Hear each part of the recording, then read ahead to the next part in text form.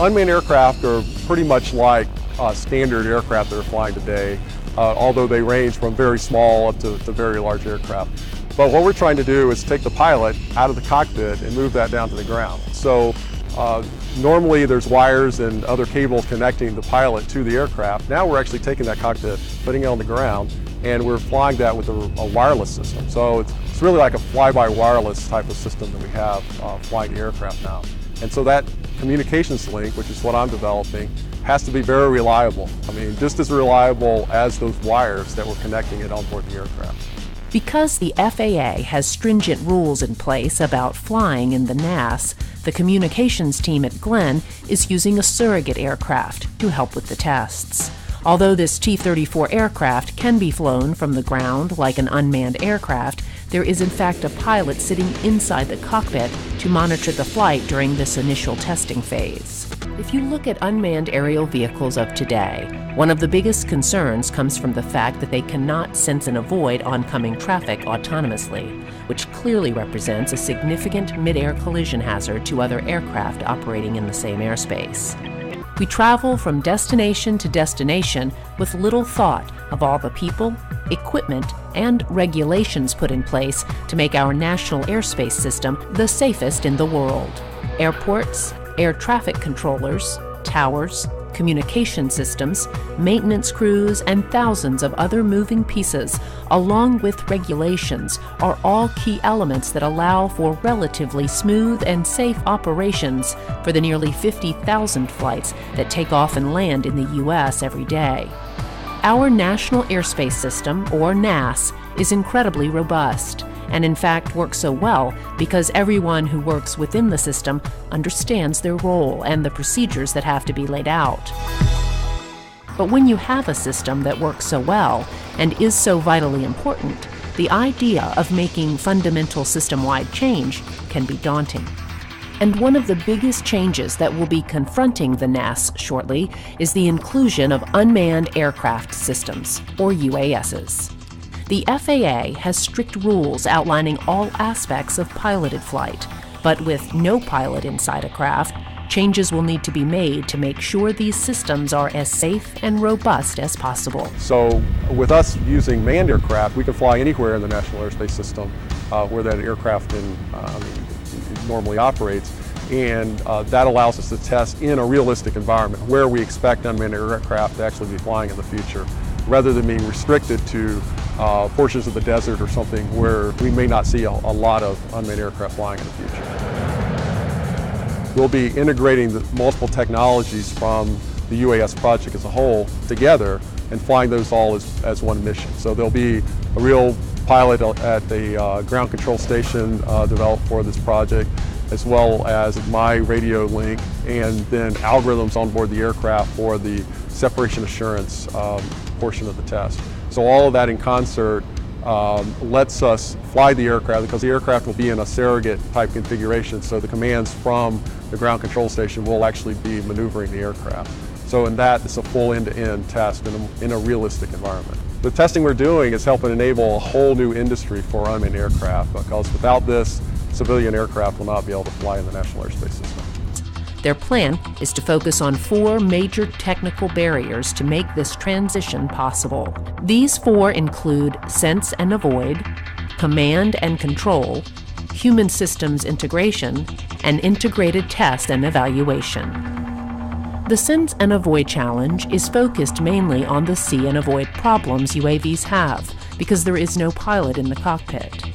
Technology will need to be developed that will, in essence, replace the pilot's eyes with incredibly accurate radar, helping UAV pilots on the ground avoid any nearby aircraft. The command and control challenge will develop a new radio system that will be integrated into the NAS, allowing for reliable and secure communications. The human systems integration challenge is essentially a human factors challenge that will help configure uniform ground control systems and displays to enable ground station pilots to work effectively. And the Integrated Test and Evaluation Challenge will provide a relevant environment, which will allow researchers to integrate different components of the system and test them in a virtual environment, then into real test flights. One of the biggest challenges facing the integration of unmanned vehicles in the NAS is separation assurance, or sense and avoid. Understanding these variables and developing the automation to help pilots make the proper decisions while navigating is challenging. Part of this challenge comes in working through integration issues with air traffic control, pilots in the air, and UAS pilots on the ground. With that in mind, the NASA Langley team has put together sophisticated testing environments, which will allow pilots, air traffic controllers, and researchers to work collaboratively in the confines of the Air Traffic Operations Lab, or ATOL.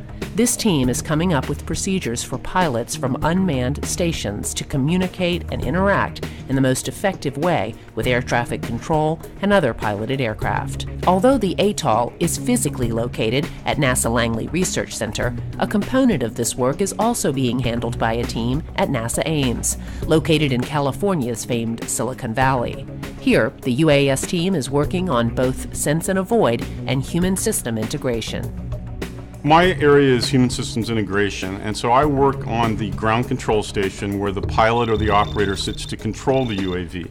And our work with integration in the NAS is really trying to understand what the minimum displays are, what the information requirements are for that operator to safely operate in the national airspace. And so we've been doing work with the FAA, with RTCA, Special Committee 228, to help develop the guidelines for what the minimum information requirements are for UAV operators to fly in the NAS.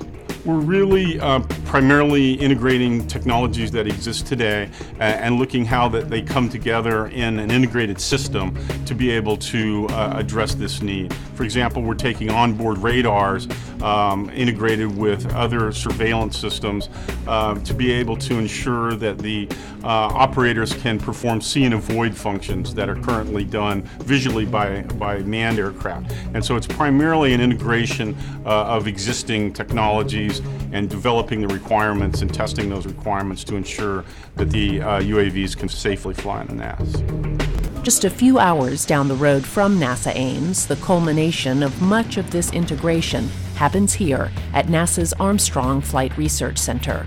Since the earliest days of flight, this lake bed in the high desert has been used to test virtually every type of aircraft imaginable.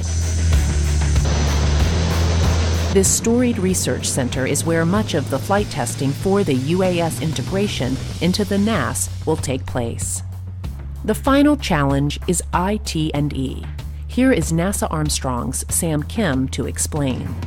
IT&E stands for Integrated Test and Evaluation, and that sub-project deals with taking the research that a project is developing, all the software, the algorithms, the procedures, and putting that into a relevant environment. That relevant environment entails simulations that replicates the real world as high fidelity as possible, but then ultimately we need to take that to a flight test environment and to be able to validate the results.